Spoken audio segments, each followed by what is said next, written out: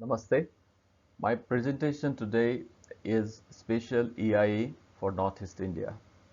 We all know that India's Northeast region is blessed with natural resources but very prone to natural disasters and sits on the cusp of an impending climate crisis. The draft EIA 2020 will facilitate further exploitation of natural resources without analyzing the immediate and long-term consequences for people and biodiversity.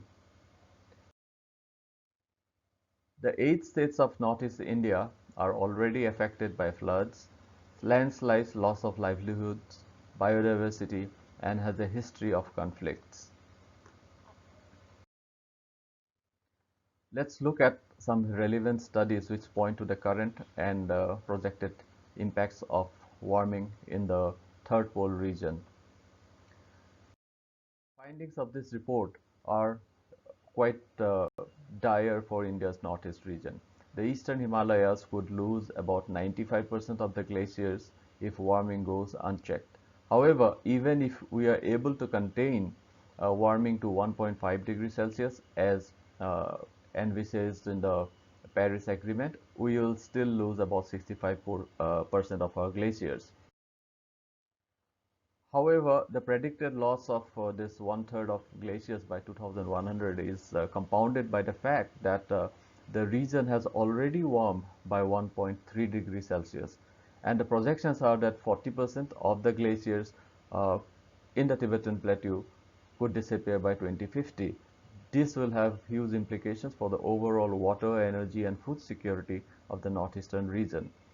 The recent move towards easing of environmental regulations in the name of ease of doing business in the form of the draft EIA 2020 notification will exacerbate these conditions and will really test the resilience of the affected regions.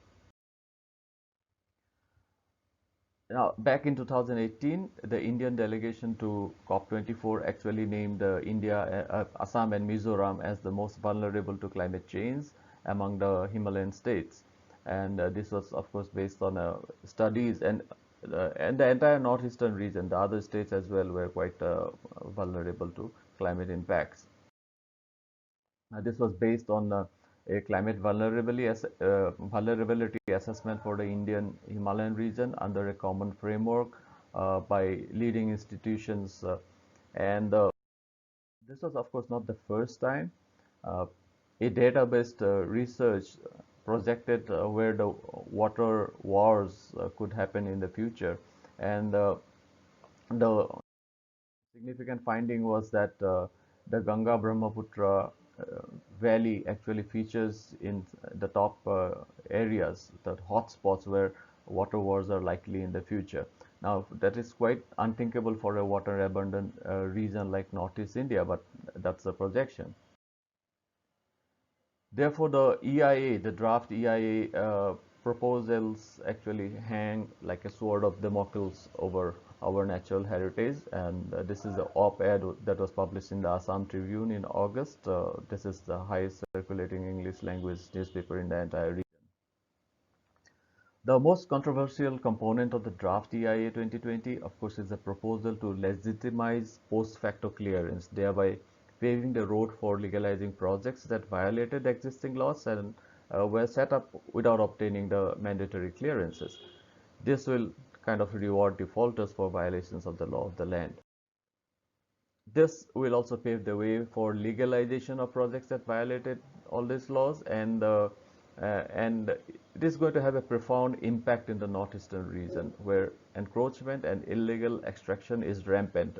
This is just an example of that. Illegal coke cleans in the Lido Margarita area posing hazard. There are other exemptions from public hearings for certain types of projects that were proposed, and the proposal to exempt linear projects from public consultation in border areas will cover most parts of the northeastern states and open up hitherto inaccessible areas for exploitation without the consent of the native populations.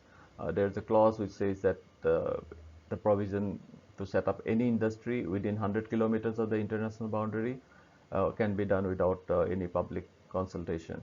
So rampant construction of roads and pipelines will have a disastrous impact on the fragile ecosystems and the native population of this area. The industry is reclassified for exemption under B12. B2 include exploratory drilling for oil and gas, coal and non-coal mineral prospecting, river projects, all of which could actually affect the environment and local communities and the biodiversity of Northeast India.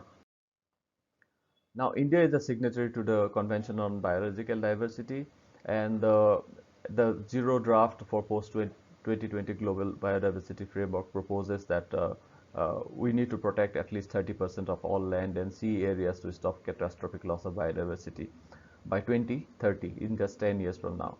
At the same time, India's National Forest Policy 2018 also aspires for one-third of the total land area under forest and tree cover to achieve the national goal for eco-security. In Northeast India, we have the defined landscape to adhere to these global commitments and state goals. However, the draft EIA 2020 notification could negatively impact the availability of such considerations in the future.